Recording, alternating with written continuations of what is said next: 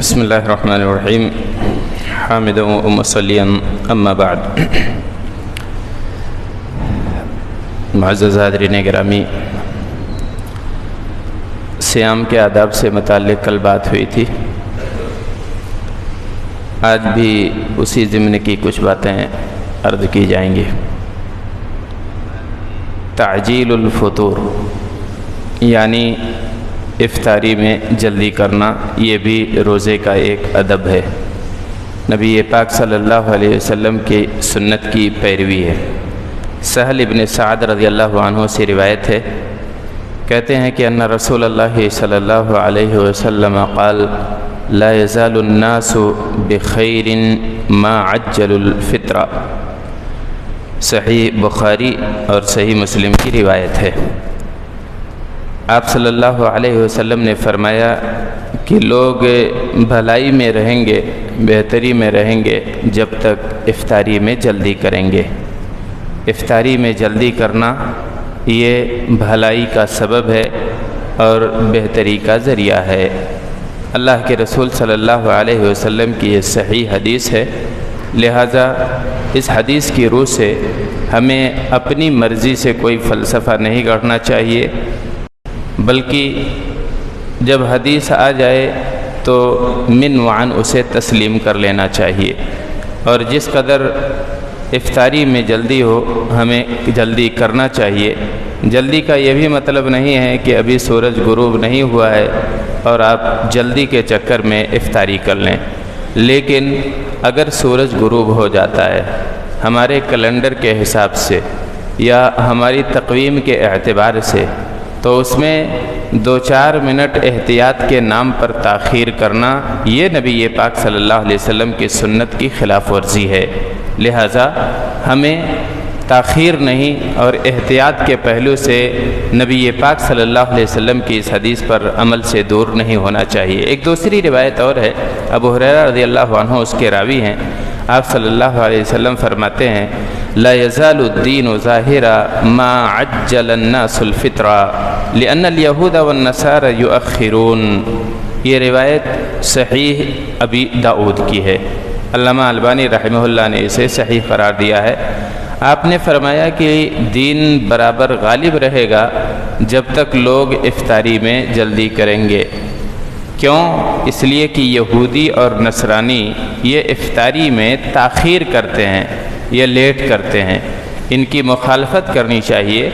اللہ کے رسول صلی اللہ علیہ وسلم نے ان کی مخالفت کی تعلیم دی ہے، تو فرمایا کہ تم جلدی کرو سے افطاری میں، اس لیے کہ یہودی اور نصرانی یہ تاخیر کرتے ہیں۔ اگلا ادب یہ ہے کہ ما یستحب علیہ الافطار، افطاری کن چیزوں سے کرنا بہتر ہے۔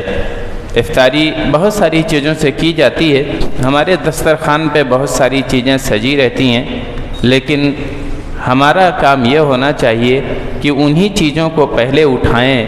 اللہ نے اگر نعمتیں دی ہیں تو میں یہ نہیں کہتا کہ آپ دسترخوان مختصر کر دیجئے، البتہ دسترخوان پر وہ چیز اگر موجود ہو جس سے نبی پاک صلی اللہ علیہ وسلم افطاری کرتے تھے تو اسے ترجیح دینی چاہیے، اور اگر اس کا اہتمام نہیں ہو رہا ہے تو ہمارے دسترخوانوں پر انہیں لانا اور رکھنا چاہیے۔ انس ابن مالک رضی اللہ عنہ روایت کرتے ہیں کہ کان رسول اللہ صلی اللہ علیہ وسلم یفطر علی رطبات، آپ صلی اللہ علیہ وسلم کی افطاری رطب کھجور سے ہوتی تھی۔ رطب کھجور کہتے ہیں جو پکی ہو اور ہمارے یہاں جو رسگلے کی شکل میں آتی ہے، یعنی نرم ہو، ملائم ہو اور اس میں رس موجود ہو، تو وہ رطب کھجور کہلاتی ہے۔ آپ صلی اللہ علیہ وسلم انہی رطب کھجوروں سے افطاری کیا کرتے تھے، میٹھی چیز ہوتی تھی، اطباء کہتے ہیں طبی ناحیے سے بھی یہ مفید ہے۔ فَإِن لَمْ تَكُنْ رُطَبَاتٍ فَعَلَى تَمَرَاتٍ، اگر رطب کھجور دستیاب نہیں ہوتا تھا تو آپ صلی اللہ علیہ وسلم سوکھی کھجور سے افطاری کر لیا کرتے تھے، اس لیے کہ اس وقت غربت بہت زیادہ تھی۔ مدینے جیسے شہر میں بھی کھجور یا رطب کھجور کبھی کبھی نبی پاک صلی اللہ علیہ وسلم کے گھر میں موجود نہیں ہوتا تھا، وہ منڈی تھی اور بہت پہلے سے وہاں کھجور کی کھیتی باڑی ہوتی تھی، لیکن ظاہر ہے نبی پاک صلی اللہ علیہ وسلم کے گھر پر اس طرح فراوانیاں نہیں تھیں کبھی۔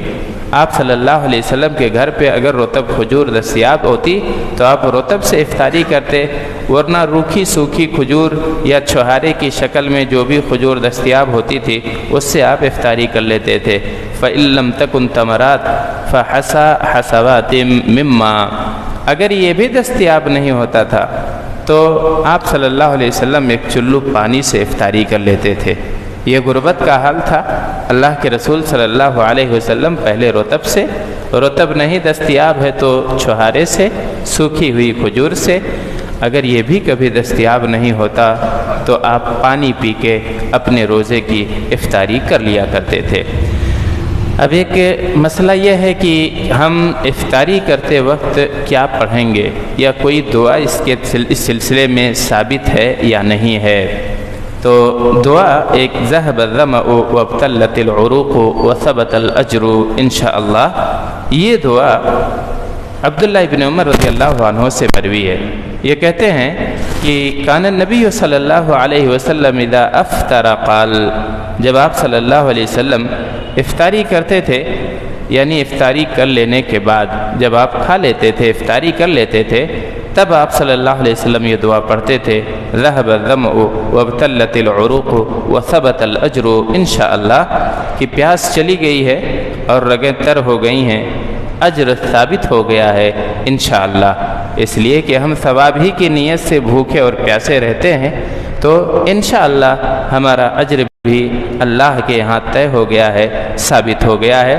یہ ابو داؤد کی روایت ہے، اور صحیح ابی داؤد میں علامہ البانی رحمہ اللہ نے اسے حسن قرار دیا ہے۔ اور ایک ادب یہ بھی ہے کہ افطاری کے وقت ڈشیں گننے کے بجائے، موبائل چلانے کے بجائے، ادھر ادھر لوگوں سے گفتگو کرنے کے بجائے آپ خاموشی سے دسترخوان پر بیٹھیں، اللہ تبارک تعالیٰ سے لو قبول فرما لے اور اس پر حمد کر دے۔ اللہ تعالیٰ سے دعا ہے کہ اللہ تعالیٰ ہمیں روزے کے آداب کے ساتھ روزے رکھنے کی توفیق عطا فرمائے، آمین۔